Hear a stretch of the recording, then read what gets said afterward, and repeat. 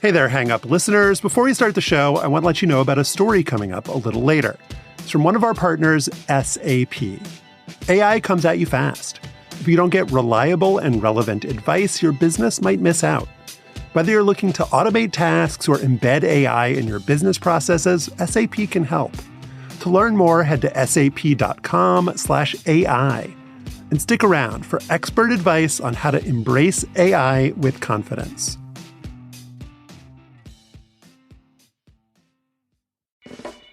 Apple Card is the perfect cashback rewards credit card. You earn up to 3% daily cash on every purchase, every day. Visit apple.co/card calculator to see how much you can earn. Apple Card issued by Goldman Sachs Bank USA, Salt Lake City branch. Subject to credit approval. Terms apply. The following podcast includes explicit language, including, well, you'll just have to wait and see.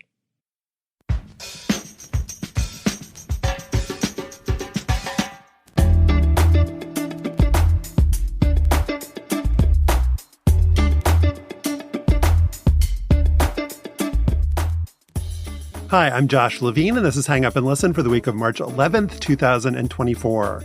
On this week's show, we'll talk about the early arrival of March Madness as a fight broke out between the LSU and South Carolina women's basketball teams. We'll also discuss Steve Garvey's Senate candidacy, Emmitt Smith's outrage at the University of Florida's move to fire its DEI employees, and other ways that sports and politics are intersecting in 2024.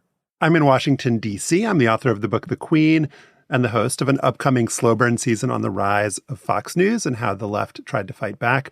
Also in D.C. is Stefan Fatsis. He's the author of the books Word Freak, Wild and Outside, and A Few Seconds of Panic, a book that highlights a tenure with the Denver Broncos that was in so many ways more productive than Russell Wilson's. Hello, Stefan. I think that is exactly correct. Add that to the jacket copy. With us from Palo Alto is Slate writer, podcaster, and sports combat enthusiast Joel Anderson. Excited to discuss some light fisticuffs with you, Joel. Oh, yeah. Well, I do like to talk about fights. So, yeah, good for me. Also, I just have to note before we bring in our next guest, I'm even further down the line here. I'm the only person that's never published a book. As of today, I mean, you could get on your horse and do one by tomorrow. I've got an outline due for a story that I haven't finished yet, so I doubt it, but we'll see. I believe in you. And joining us today, finally, I'm thrilled to report, is one of our favorite people. Vinson Cunningham is a staff writer and theater critic at The New Yorker, the co-host of their Critics at Large podcast as well. He's also the author of Great Expectations. If Miss Havisham shows up in a wedding dress, you might have the wrong version. But it's a novel based in part on his experience working on Barack Obama's 2008 campaign. It's out this Tuesday, March the 12th. And Slate's own Laura Miller calls it a sparkling debut that earns its comparisons to Henry James. Vinson, we are so thrilled to have you here and to be celebrating this moment with you. I think I can see you sparkling, though that might just be a faulty internet connection. Well, that's just the Colgate guarantee, Josh. That's what you call that. Thank you, guys. It's, of course, so cool to be here with you. I can't wait to talk more. I mean, chiefly about myself, but also about basketball and other drugs. We want to thank our Slate Plus members for making this show possible. And this week, we've got a bonus segment, and we've got Vinson in the bonus segment. And Vinson, I think since you're here, got to do the Knicks. Got to do the Knicks and their explosive, high-scoring offense. Oh, my gosh.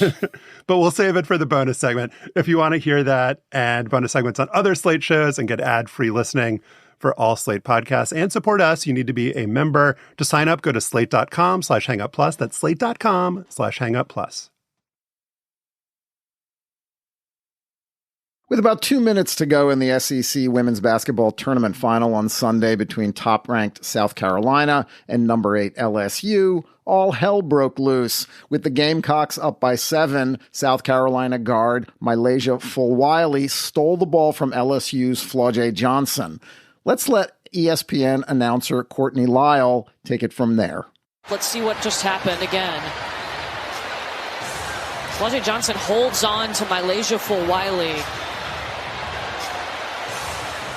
And then Flau'jae pushes Watkins. That's when Cardoso comes up and pushes Flau'jae down.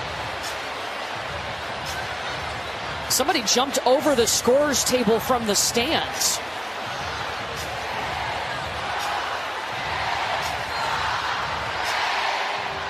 Gamecocks.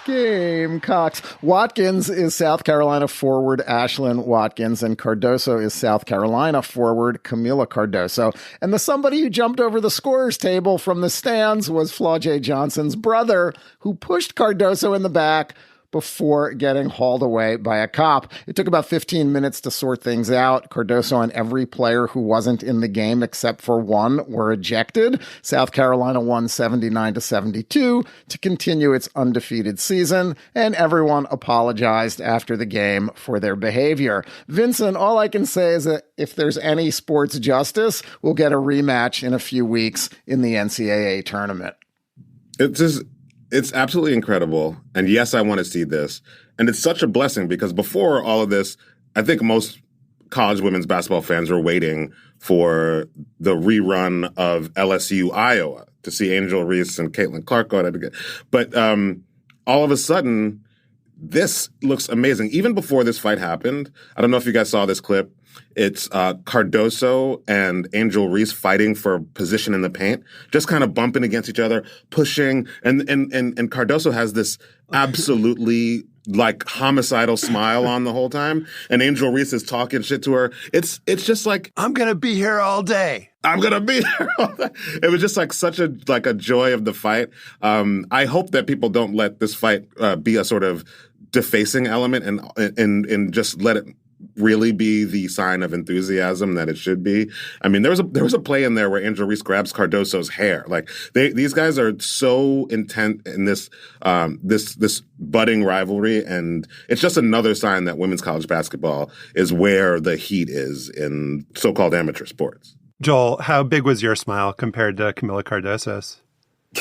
Well, I've always long thought basketball is more enjoyable when there's when there's the risk of a little, physicality. I feel like, basketball, like, for as much as we enjoy the skill and the finesse and, just like the beautiful parts of the game, the passes, the pick and rolls, the alley-oops, all that sort of stuff. I mean, the thing that... Is your favorite basketball player ever Julius Peppers? Him or Anthony Gonzalez. It's one of the two. Or Antonio Gates, I guess, too, if you had to, But I just think, though, that, like, the one thing, and it might help everybody, because I think that there's a lot of frustration with this era of basketball because it's like, a lot of the people taking threes. We have an all-star game where they only call 3 fouls, so there's not a lot of physical contact with basketball anymore. And I feel like this is almost sort of the perfect... like just a little seasoning, just a little bit of like animus and anger and physicality and elbows. It's the kind of stuff that I grew up with basketball, and I think all of us sort of did. And, for me, Stefan, I was kind of, it kind of jazzed me a little bit. I was like, okay, it's good to see this back in the game. And it's coming at the perfect time. Like as Stefan alluded to in his intro, it's right before, the NCAA tournament, and there could be a potential rematch. And like you said, Vinson, LSU and South Carolina were pointing towards each other in the tournament last year. Iowa kind of spoiled the party by upsetting South Carolina in the Final Four. And so... Wait, Josh. Yeah. What's that, Joel? Is the LSU fan. Yes. Do you agree with my theory then that LSU sort of got unsettled down the stretch because they know that they won South Carolina's championship last year? Banners fly forever. No, I mean, if LSU won South Carolina's championship, that should rankle South Carolina, not LSU, that they know that they blew it, that they had the better team. And in the regular season, South Carolina has had the superior team, including earlier this year. It's a great rivalry. The coaches are the biggest personalities in the women's game. The South Carolina team, how they reloaded after losing 5 WNBA draft picks. And their team is just incredibly deep and talented. I mean, Fulwiley, who you mentioned, Stefan, is one of the most exciting players in the entire sport and comes off the bench. And Cardoso, I mean, there was a clip that was circulating. I didn't know about this, and I don't know if you guys saw it, but she had taken some time off to play in the World Championships. She had left South Carolina to play for Brazil to try to get them to qualify for the Olympics, rather. And she was pushing a woman down in Olympic qualifying. So she's, got some spice to her as well. And what a weekend for her, banking in a 3 to win the previous game against Tennessee. The first 3 of her career. The first of her career. And so I'm saying a lot of things here, Stefan, but I think it all comes back to what Vinson said, which is that this sport has so much juice right now. We haven't even talked about Iowa's overtime win in the Big Ten championship. The players are the same that we got to know last year. The teams are kind of the same. The coaches are the same. And it's just building. It's kind of realizing what we all were speculating about last year, that the sport just keeps rising and growing. And it doesn't seem like there's any reason to believe that like this won't be the most popular NCAA tournament ever. And the difference between the women's game right now and the men's college game is that we know all of these names. We know these women's personalities. We know their styles on the court. You'd be hard-pressed to put together a list of men's college basketball players who have the same juice, and I'm willing to bet the same kind of NIL sponsorship endorsement juice. That we did have Kyle Filipowski cosplaying as Grayson Allen, so that was like an attempt to get his name recognition up, right? And I've heard of Rob Dillingham, so he was in a Drake video recently or something like that. So there's that. I mean, Cardoso, who is one of the lesser known players at the upper echelon of the game, maybe because she's like a 6'7" forward, is a woman that hit this game-winning 3 suddenly because she goes in and gets herself involved in this fight. Her name recognition is way up. She's going to miss the first round of the NCAA tournament. That should not be a problem for South Carolina. You mentioned Caitlin Clark, who is a $1 million plus player at this point, who has declared to go to the NBA next season, passing up a potential 5th year at Iowa. Paige Beckers, who was the player we thought would become Caitlin Clark, is going to stay at UConn for one more year. There are just names up and down the women's game that are going to make this tournament by far the most watched, I think, in women's sports history. That's a really interesting thing you just said about like the concurrence of the sort of the rise of women's basketball on the collegiate level on the one hand and the NIL on the other. Something like the men's game, it seems like there's a story of decline that has to do with like superstar athletes going after money, the one and done making a lack of continuity on and on. Whereas it seems like NIL and women's college basketball weirdly are friends, that there's even more incentive now to stick around if you're one of the best players. Yeah, you're gonna make more money, Vincent, playing college basketball than you are in the WNBA. That's right. It just seems like there's the way the tectonics are set right now that this is something that's going to be lasting instead of kind of a flash in the pan thing. What you said, Stefan, is not quite true and is often like used as a cudgel against the WNBA. Caitlin Clark is going to keep all of her endorsements. Oh, sure. On the flip side, in men's college basketball, you have players like Oscar Tshiebwe, like recent National Player of the Year, who came back to play at Kentucky because he doesn't have the same kind of pro potential. So, and, Joel did his Afterball on G League Ignite about how NIL and the rise of it in the men's college game has threatened the NBA's like preferred developmental pathway. So there's a lot of like kind of interesting and confounding in many ways things going on here. Yeah, and I think one thing that'll help, Duke played UNC this weekend. And actually, it's funny, and I know my boy Decker is listening. He texted me over the weekend. He's like, dog, none of us were watching Duke versus UNC over the weekend, but the whole timeline checked in for South Carolina, right? Obviously, that's overstating it a bit. But I kind of forgot that Duke was playing UNC until it came on TV on Saturday night, which is interesting. But I do think that the men's game does have a chance. Like, I don't know how long Armando Bacot's been at UNC, but it feels like he may have played with, I don't know, Ty Lawson or something like that. You know what I mean? Like, I was just like, man, that guy's been power forward at UNC for a while. And I do think that, like, maybe the women's game is going to show, at least for some men, because even at the end of the day, even when we're talking about one for done, we're really talking about like 3 or 4 people that college basketball fans don't even really get a chance to know, right? So there's still a chance, I think, for men's college basketball to sort of follow the example of women's college basketball. These guys will stay longer. They get to see the benefits of being on campus one place for 3 or more years, and they'll build their names. And so, like, I actually think that there's a little bit more hope for the men's game. But yeah, I mean, for right now, I mean, like you all, I mean, did you all watch the Duke UNC game, or were you more excited by the LSU South Carolina game? I was actually at the UVA Georgia Tech game. I happened to be in Charlottesville this weekend, and the people I was hanging out with had an extra ticket. Yeah, okay. Yeah. But I mean, I want to go back to what you said, Josh, because I think the difference here is that you can't declare early for the WNBA. You've got to be 22 or have completed, 4 years of eligibility? I think 3. 3 years of eligibility. And the other difference is that what NIL has done for women has elevated their profiles. It is much more targeted in a professional way that endorsers want the women that will actually benefit their brands. With the men, it's, are you a good basketball player, and can our collective pay you enough to get you to come to our school so that you can make the team better? And that's a distinction and I think it's a benefit for the women's game right now in terms of creating these marketable names and players that people want to tune in and watch.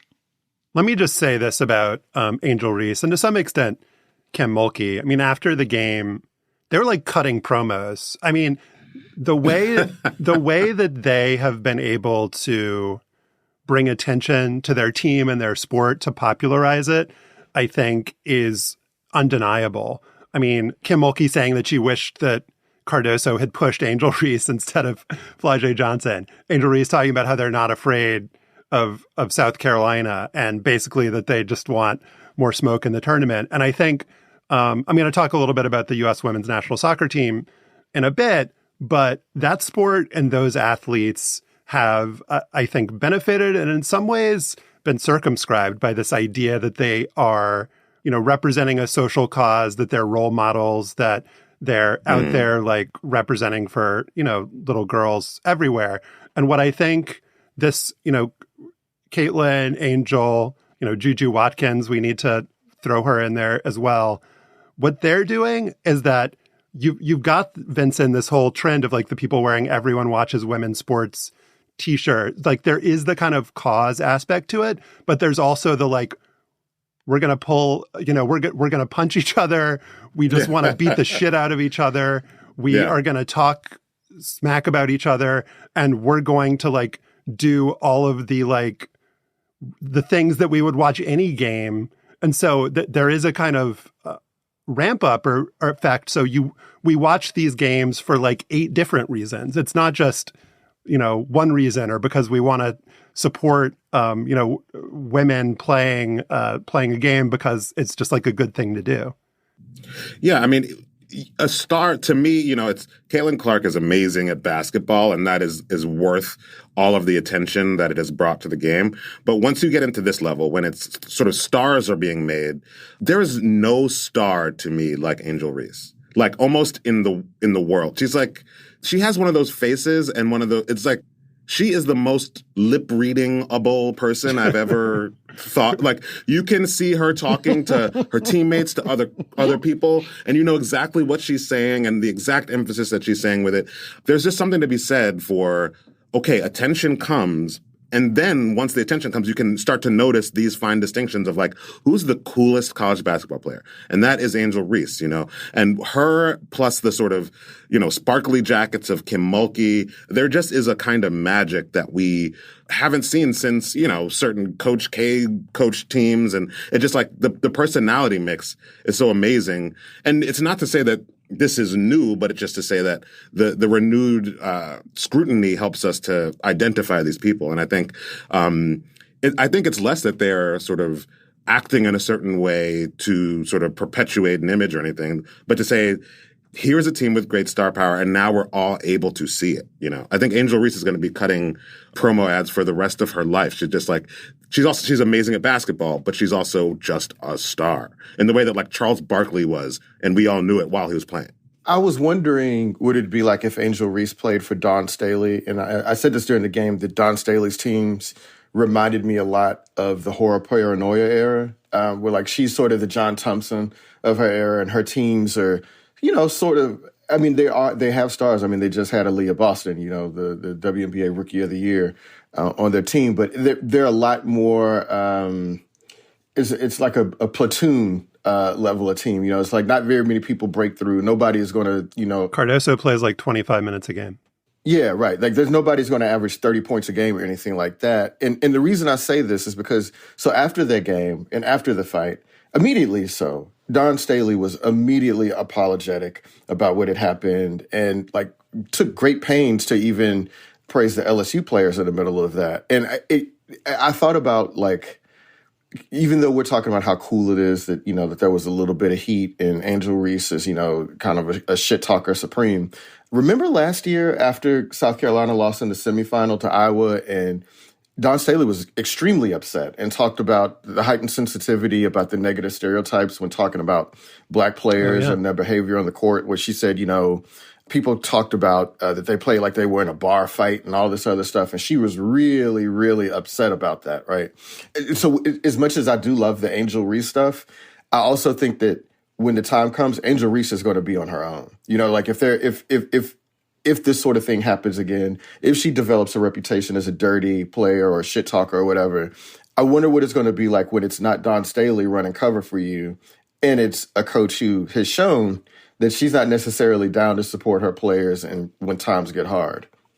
I don't know about that, because Angel Reese had a huge amount of heat after the national championship last year, like especially in contrast to, the white superstar Caitlin Clark. And it doesn't seem like she's been left on her own by her team or her coach. Well, I was also referring more back to Brittany Griner too, but yes, you're right. But there was a reason that we thought there was some dissension in Baton Rouge earlier this year, in part between Angel Reese and Kim Mulkey, right? And so, I don't know. Like, I mean, you may be It'll right. be interesting it'll be fascinating to see.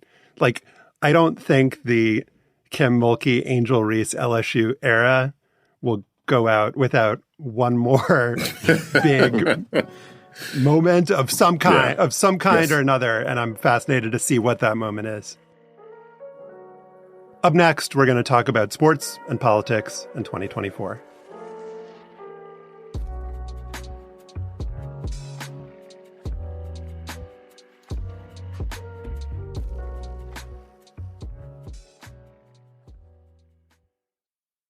Wings for the game? Boom. Cash back. New lucky jersey? Boom. Cash back. Even a last-minute ice run can score you some cash back when you use your debit card. That's right, all with your debit card. With Discover Cashback Debit, everyone can earn cash back on everyday purchases. Look, in sports, it's hard to predict who's getting the win. But you know what's going to guarantee a win? Discover Cashback Debit. There are no fees, period. It's a real game changer. Check out transaction eligibility and terms at discover.com/cashbackdebit. Discover Bank. Member FDIC. This podcast is brought to you by Slate Studios and SAP. AI is moving so fast. If you don't get reliable and relevant advice, your business might miss out. Welcome to Dear Artie, an advice column from SAP, where we tackle the tricky questions at the intersection of AI and business. Let's meet our expert. Hi, I'm Ian Khan. I'm a technology futurist, speaker, and author, and I love to help organizations measure their current state of readiness for an AI-driven world. I'm excited to dive into today's question. Dear Artie, our finance team is top-notch, but small. How can AI support them? Signed, Financially Drained. Well, financially drained, a lot is happening in finance and AI, and the possibilities are endless. First of all, AI can help your finance team analyze massive amounts of financial data faster than any human or a team of people could do. Second, It can help perform functions on data through algorithms. This can connect different systems together and really simplify decision-making for your finance team. And last but not least, AI can help reduce the time needed for data to provide insights so that your leaders can make faster decisions. Embrace AI with confidence. Head to sap.com/AI to learn more. This podcast is brought to you by Progressive Insurance. Let's face it, sometimes multitasking can be overwhelming. Like when your favorite podcast is playing and the person next to you is talking and your car fan is blasting, all while you're trying to find the perfect parking spot. But then again, sometimes multitasking is easy, like quoting with Progressive Insurance. They do the hard work of comparing rates so you can find a great rate that works for you, even if it's not with them. Give their nifty comparison tool a try, and you might just find getting the rate and coverage you deserve is easy. All you need to do is visit Progressive's website to get a quote with all the coverages you want, like comprehensive and collision coverage or personal injury protection. Then you'll see Progressive's direct rate, and their tool will provide options from other companies all lined up and ready to compare, so it's simple to choose the rate and coverages you like. Press play on comparing auto rates. Quote at Progressive.com to join the more than 28 million drivers who trust Progressive. Progressive Casualty Insurance Company and Affiliates. Comparison rates not available in all states or situations. Prices vary based on how you buy.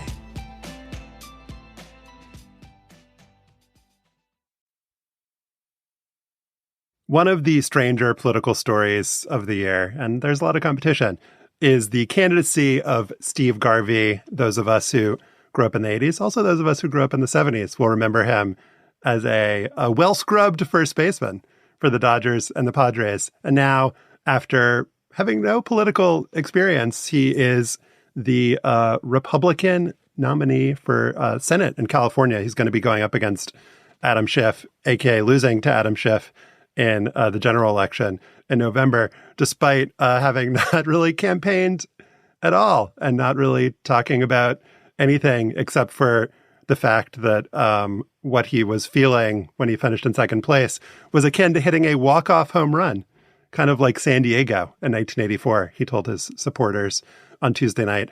Vinson, Adam Schiff kind of like engineered this, like spending more than $10 million in what his opponent, Katie Porter, was very upset about and kind of referred to as dirty pool, in an attempt to clear the field of other Democrats and face the baseball player, the Republican baseball player, in the general election. I'm trying to think about whether there's anything kind of significant or telling in this story. And as somebody who has worked on campaigns, who just wrote a novel, Great Expectations, out on Tuesday, that's about someone working on a political campaign, does this strike you as something that has analogs in our modern political life? Do you make kind of connections to things you've seen or experienced, or does it seem like sui generis to you? It seems, of course, there are corollaries to make. Athletes have made that jump before. There's something to be said about, like, just like with Obama, there are these moments of sort of less personal qualities as the lead in a political context, and more something about a kind of set of symbols, right? And the clean cut, well scrubbed baseball player, maybe it's a relic of a bygone era, but it still means something, you know. The San Francisco Chronicle called Steve Garvey's campaign Seinfeld-esque, a campaign about nothing. And if you watch him speak, it's like it really is about nothing. But for people that watched the Oscars yesterday, it's like it can't help but dawn on you, like the biggest movie stars increasingly, or maybe just biggest stars, are, you know, John Cena and The Rock played a huge part in the Oscars yesterday. There is, I think, a growing thing of people from these other spheres making their way into politics. So I think it means something, but in this case, the story really is more about Adam Schiff, who, like, I think identified the nothingness of Garvey and maneuvered his way. I thought that those Katie Porter comments were pretty bad. She called the election rigged. Yeah, pretty bad. And she has declined to take it all the way back. And I'm very disappointed by that, just because of all that we know about sort of what it means in 2024 to call an election rigged. What happened is somebody did politics. I was disappointed with that. But Garvey, like, he resists meaning. He is a sinkhole for meaning. I think it's really interesting, but I don't think it's going to land him in the Senate. It's sort of interesting, right? Because I feel like there was a time in life when Steve Garvey was a fairly prominent baseball player. Like, if you go back 40, 45 years, am I making that up, Stefan? You're waiting for the old guy to jump in here? The reason I say this, and this is going to sound crazy, I think I've mentioned here before that my mom used to just buy me athlete autobiographies and memoirs as a kid to encourage me to read. One of the ones I read was Steve Garvey when I was really young. And I don't remember anything about it, which is probably the same that anybody would say that anybody heard him speak recently, right? I don't remember what he said. I don't remember anything in particular. But like, he's sort of been famous for a while. And actually, Vincent, one of the things that sort of occurred to me just thinking about this is like, there was this idea that Barack Obama was a political celebrity. And in some ways, wasn't he like sort of diminished by the idea that he was an interloper at that level of national politics? Like, he hasn't spent enough time doing this.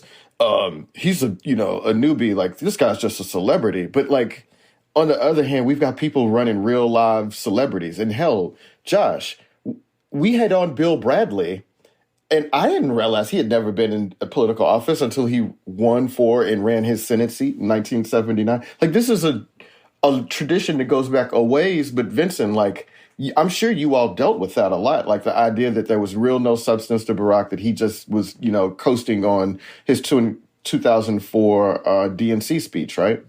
That's right. And at the time, it's so weird. Like, it was sort of problematized in this moral way. Like, if we open the floodgates for this, it'll be XXX later on. Now, that argument, I don't know if it's helped or hurt by the fact that Trump came after Obama. But, this country elected Ronald Reagan, a sort of okay actor.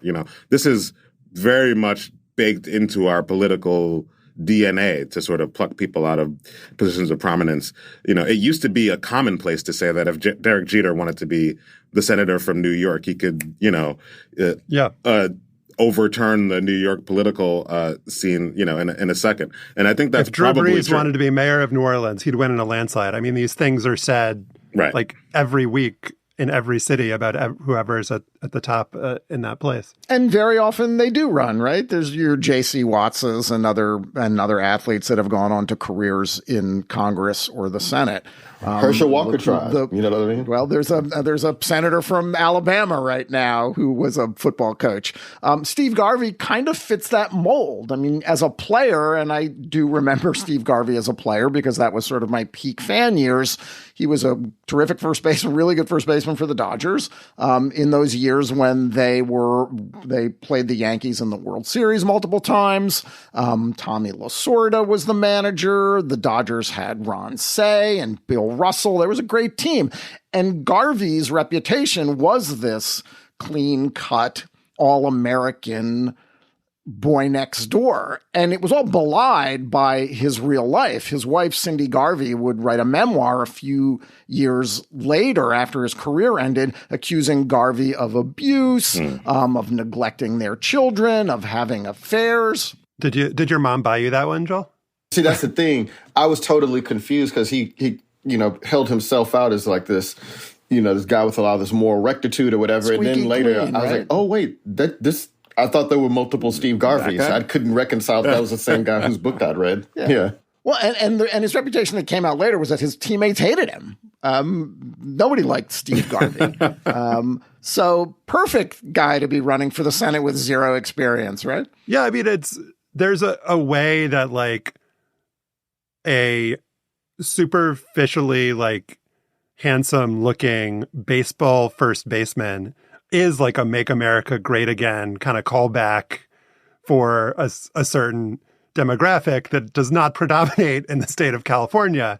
But it reminds me of like a campaign that would be waged in like the 50s or 60s. There is something just like so out of time that's happening here, which makes it both fascinating and strange. But I know we also wanted to get to what's happening in And Florida, Joel, with DEI, the University of Florida just fired all of its employees working in diversity, equity, and inclusion because of, Ron DeSantis's legislative moves in that state. And Emmitt Smith, of all people, the Florida great, came out and spoke out. I think he's been definitely the most prominent athlete, maybe the most prominent person to speak out against what's happening in Florida and against what's happening at the University of Florida. And we've talked about this in the show a couple of times. And so I'm just curious for your response to all of that, Joel. Yeah, no, I mean, Emmitt Smith, who, as far as I know, has mostly been apolitical throughout his career. Like, I've never, I lived in Dallas and Fort Worth towards the end of Emmitt Smith's career with the Cowboys, even had the chance to cover him a little bit. And I can never remember him injecting himself into politics in this way before, which I think speaks to what's happening in Florida. But also, I guess I'm pleasantly surprised that Emmitt spoke up and a little disappointed that there hasn't been followed by like Jaquez Green or Ike Hilliard or, you know what I mean? Other people that Do you think Jaquez Green is like mad about being called out or happy that he was the first University of Florida athlete that came to mind? For you? The reason, because Jaquez Green and I follow each other, and he's kind of said some stuff around the edges. He's a high school coach in Sarasota, Florida. And he's kind of said some stuff around the edges. And maybe the thing is that he's not famous enough anymore for his word to really ring out in that way. But anymore? Well, yeah. Yeah, I mean, still. But, let me just read this, Joel. To the many minority athletes at University of Florida, please be aware and vocal about the decision by the university, who is now closing the doors on other minorities without any oversight. And to those who think it's not your problem and stay on the sidelines and say nothing, you are complicit in supporting systemic issues, says Emmitt Smith. Yeah, I mean, it's happening all throughout the South. And so it's not like Florida is the only state that is pursuing these anti-DEI initiatives. So he's right in that way that, like, if you're in Texas, if you're in Oklahoma, if you're in Alabama, if you're in Georgia, and presumably, Louisiana, Mississippi, a bunch of other states are going to follow suit, it is going to come to you. And I think one of the things that is useful here with Emmitt speaking out is that, hey, man, we can make an example of one school really early. And then they may see, maybe we either can reconsider this, or there's some other sort of way to mute the effects of these initiatives, right? Where maybe the schools will say, well, hey, look, we're still committed to diversity. We just can't do it through a DEI program. But,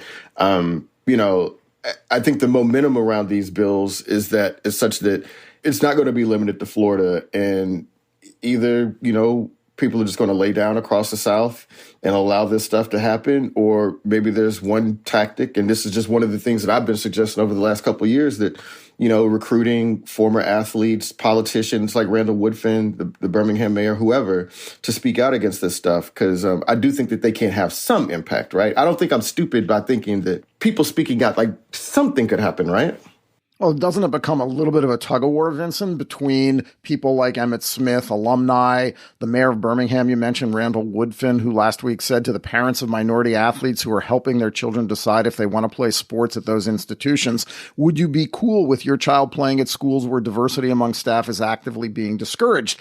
On the other side, you've got very, very powerful people at these universities, namely the football coaches, going into impressionable 17-year-olds' living rooms and telling them why it'll be okay if you come to Alabama or Florida or Georgia or Louisiana to play Division I college football. There's going to be there are powerful interests at play here in terms of who's going to be sort of fighting for the minds and 4 years of college athletes. Yeah, I mean, this is, I think, I was trying to reason my way through why Emmitt would speak up, which, as we mentioned, like, he has not been known to do.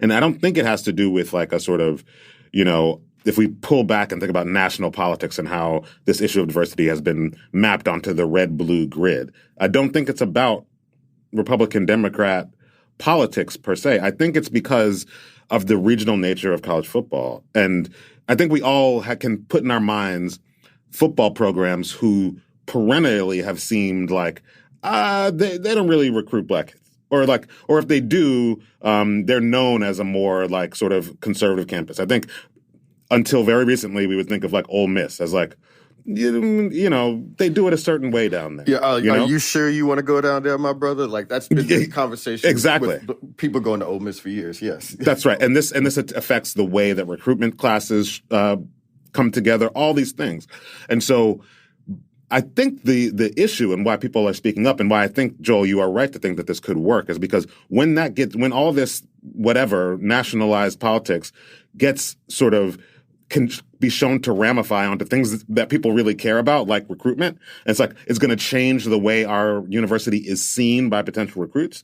That is something that might change the mind of a booster, for example, who loves Ron DeSantis, thinks he's great, but all of a sudden something else that he cares about might change.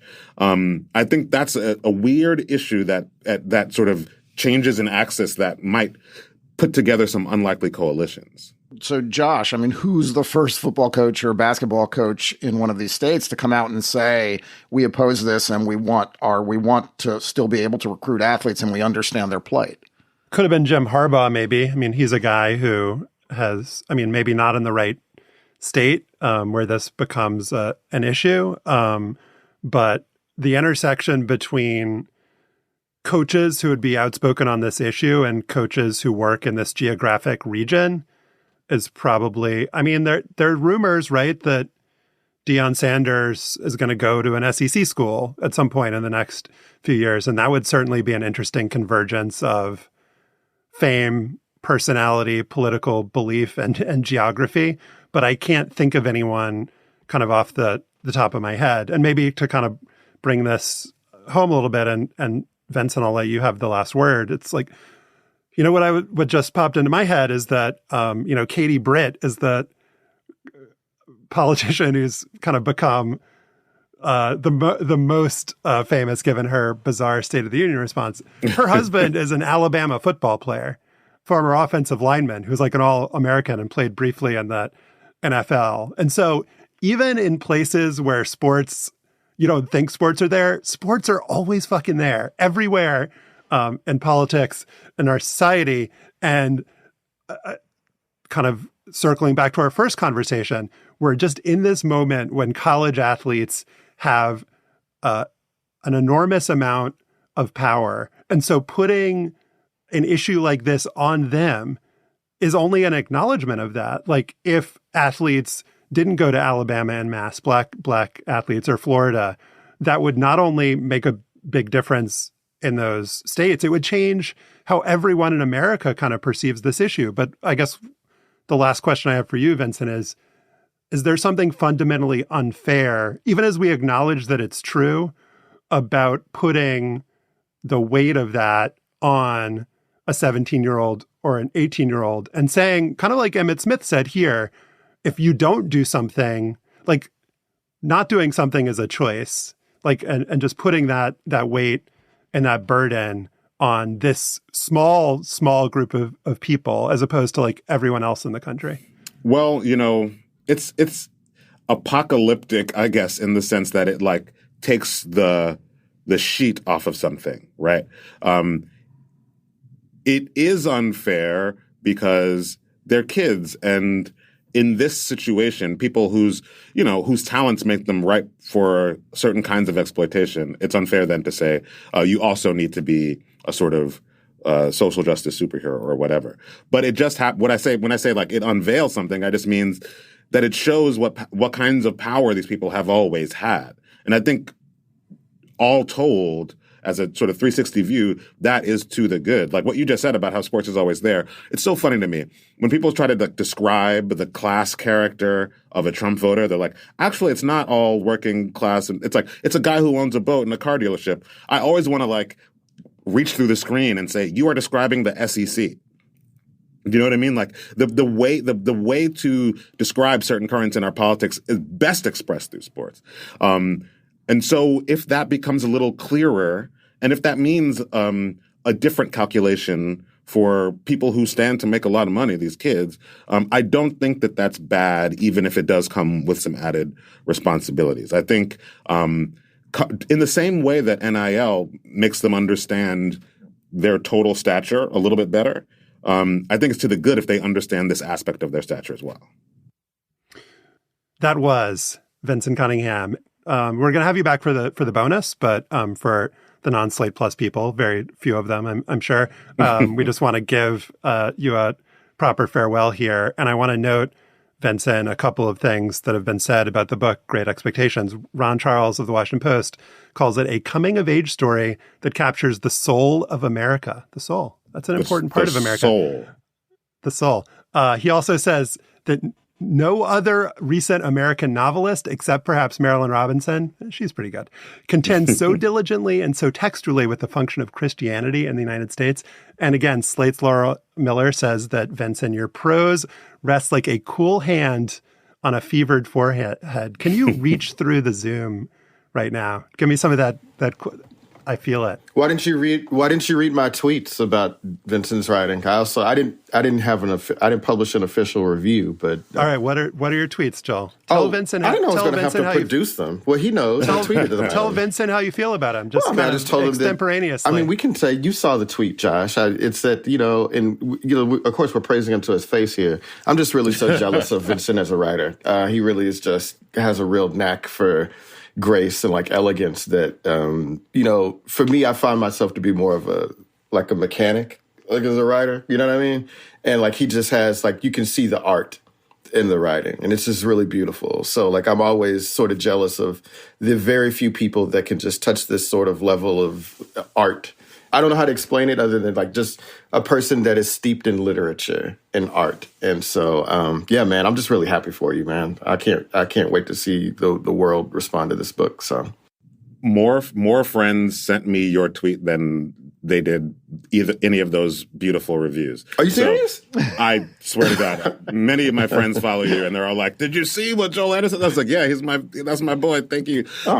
First of all, this podcast is the cool hand on my fevered head. Hell yeah! I just want to clarify the valence of that. That's soothing. Thank you guys for having me on, especially today. This is such a incredible, fun time. And nowhere would I have liked to sort of usher it in other than with you. Thank you guys so much. And thank you to any listener who decides to pick it up.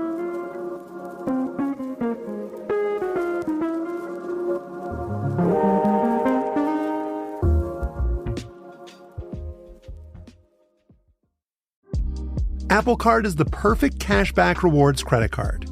You earn up to 3% daily cash on every purchase every day. That's 3% on your favorite products at Apple, 2% on all other Apple Card with Apple Pay purchases, and 1% on anything you buy with your titanium Apple Card or virtual card number. Visit apple.co/card calculator to see how much you can earn. Apple Card issued by Goldman Sachs Bank USA, Salt Lake City branch. Subject to credit approval. Terms apply.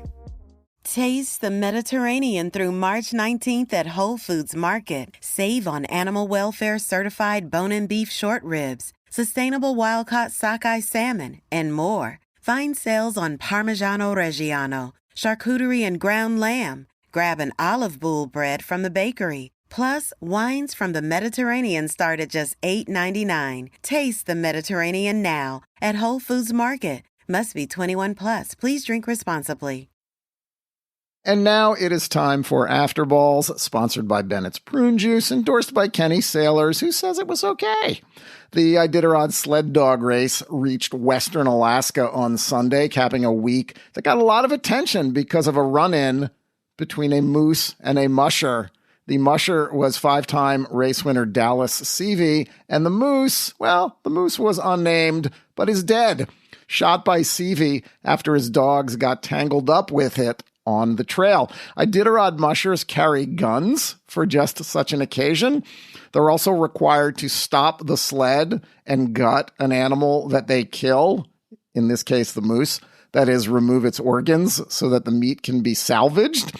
Race officials decided that Seavey did an inadequate job of gutting the moose.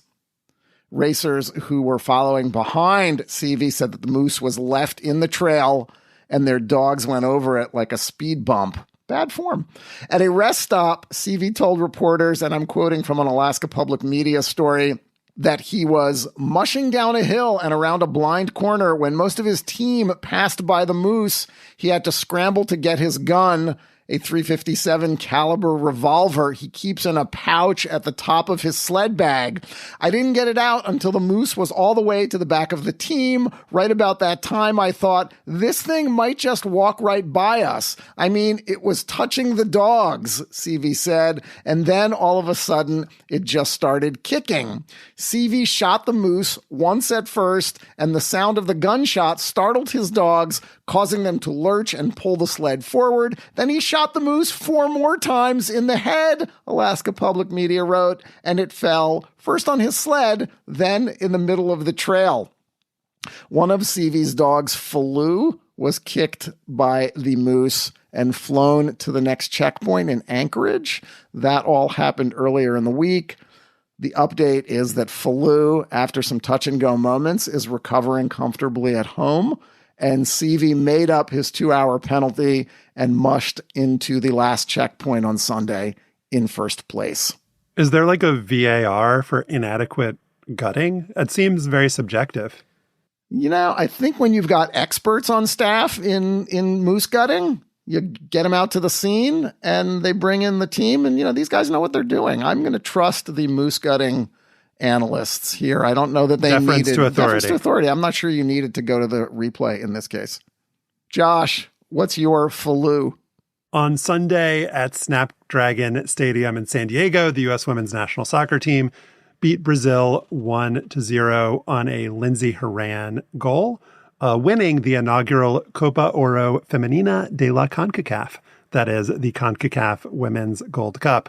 It was a weird tournament for the U.S. in particular, starting with the women losing to Mexico 2-0 in the round-robin stage, just the second time in 43 matches that El Tri had beaten the U.S.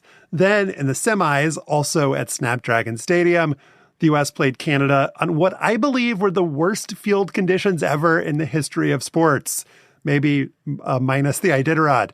We're talking professional, amateur, backyard, whatever. As players from both teams tried and usually failed to navigate enormous pools of standing water in this land-based sport. As Rodman can get in behind, nice heavy touches, but it just got stuck. And you just get the feeling that will happen again and again tonight until we can see some semblance of drainage. That feeling was, in fact, extremely accurate. It did happen again and again. The U.S. Scored a goal. Jaden Shaw scored a goal on a completely normal back pass from a Canadian player that just stuck in the ground. So that was fun. That game was bizarre. It was thrilling. It got tied up near the end of regulation, tied up again by Canada at the end of extra time because Alyssa Nair punched a Canadian player in the face, not on purpose, which led to a penalty. Then Nair converted as a goalie a penalty kick in the penalties and stopped 3 from Canada. Exciting game.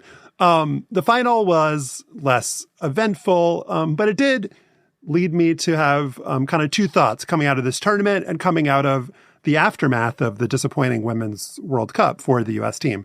There were really 2 criticisms of the team emerging after their failure to, they lost in the round of 16, a failure by the women's national team's standards. Critique number 1, which came from the likes of former national team star Carly Lloyd.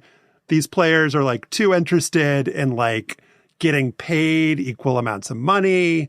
They're like all into like social causes and stuff and just don't try as much as Carly Lloyd, used to try. Criticism number 2, which is maybe less a criticism than an observation, is like, man, Spain seems like really good at soccer and like better than our players. That seems like maybe not a great trend. And like there's all these, leagues and clubs in these European countries, and they appear to be catching up and passing the U.S. Teams like Portugal that have no tradition in the women's game gave the U.S. an incredibly hard time. The Netherlands was passing it all around them. And it just seemed like the U.S. women from a technical level were falling behind. There's a new coach for the U.S. women's national team, Emma Hayes, who hasn't taken over yet. She's still with her club team, Chelsea, and we'll just have a little bit of time before the Olympics. In this tournament, they were led by an interim coach, Twyla Kilgore. And so this tournament was really the first chance to address those 2 questions, these 2 issues. Question number 1, or kind of criticism number one, was always fake. It like never made any sense.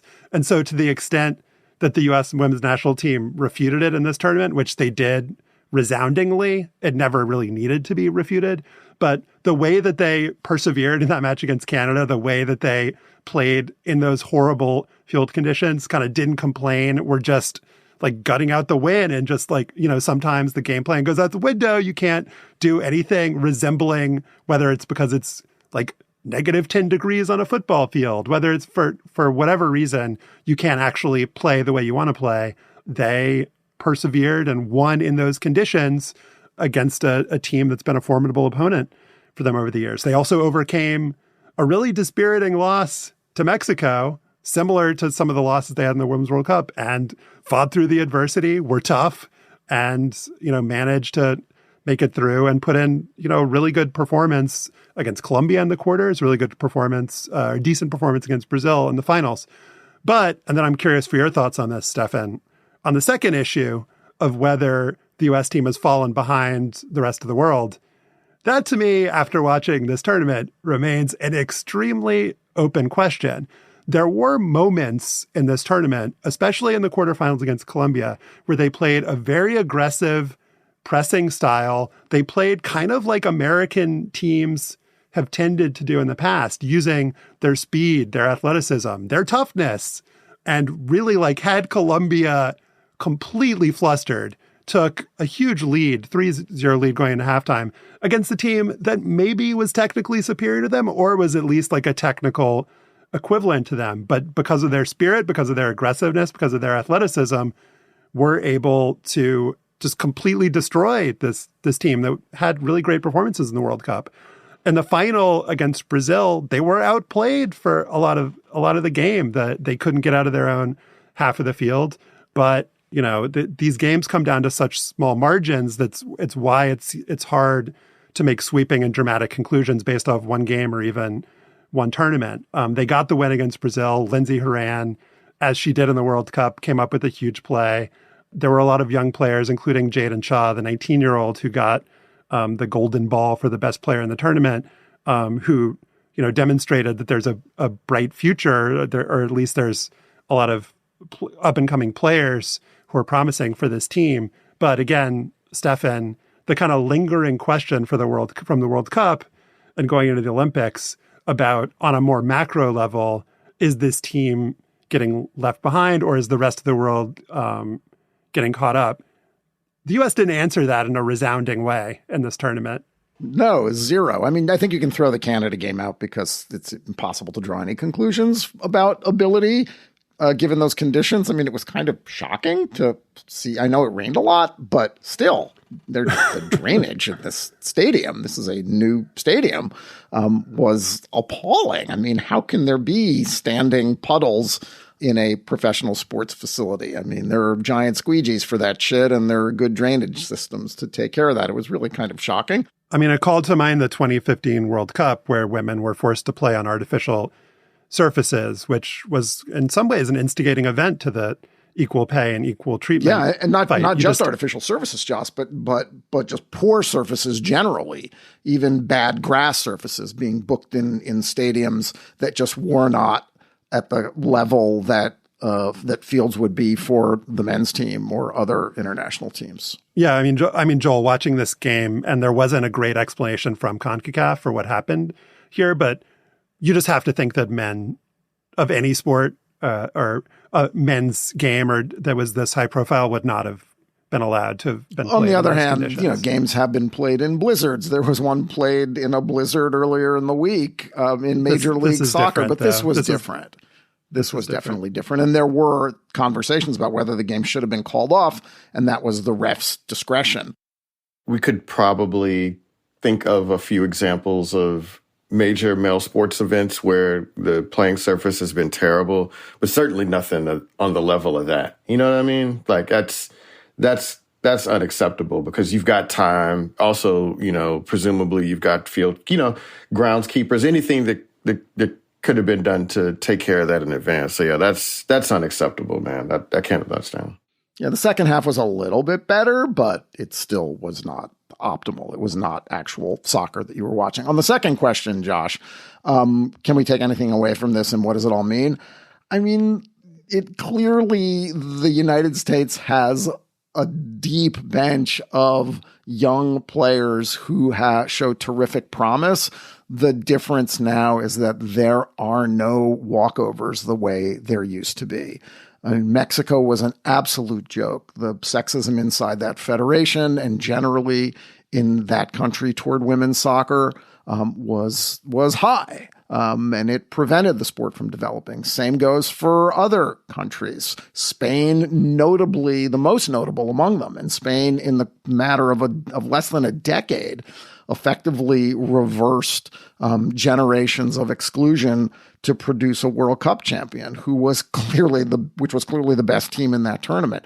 So I'm not sure it's that there is something, you're going to read a lot about the structural problems with youth soccer in the United States and how European club-based systems are better for developing talent versus the college structure and pay for play here. And there's some truth in that for sure. But the one thing that hasn't changed is that we have the deepest pool of young soccer players in the world. There's no shortage of good coaches anymore.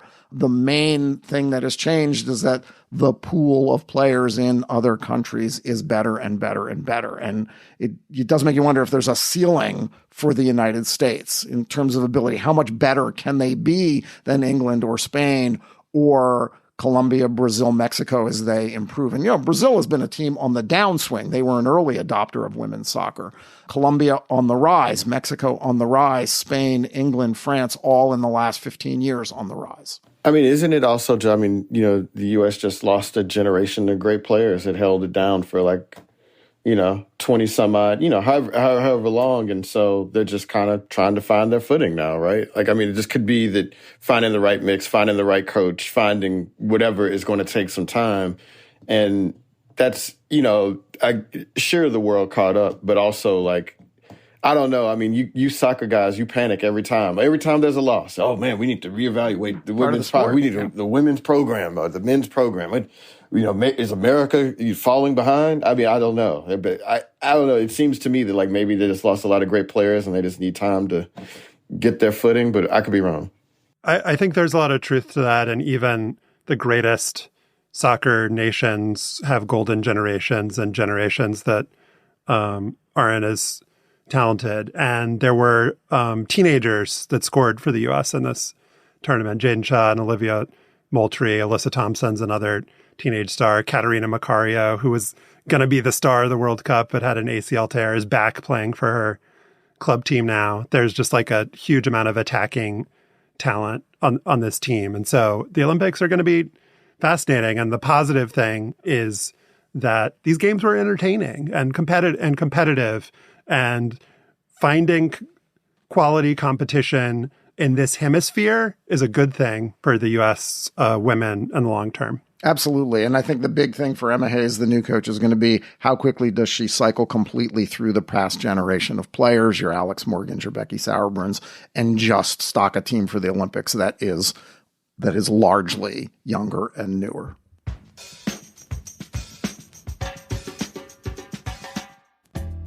That is our show for today. Our producer is Patrick Fort, filling in for Kevin Bendis. To listen to past shows and subscribe or just reach out, go to slate.com/hangup. You can email us at hangup@slate.com. And don't forget to subscribe to the show and rate and review us on Apple Podcasts. For Joel Anderson and Stefan Fatsis and Vinson Cunningham, author of Great Expectations, I am Josh Levin. Remember Zelmo Beatty, and thanks for listening.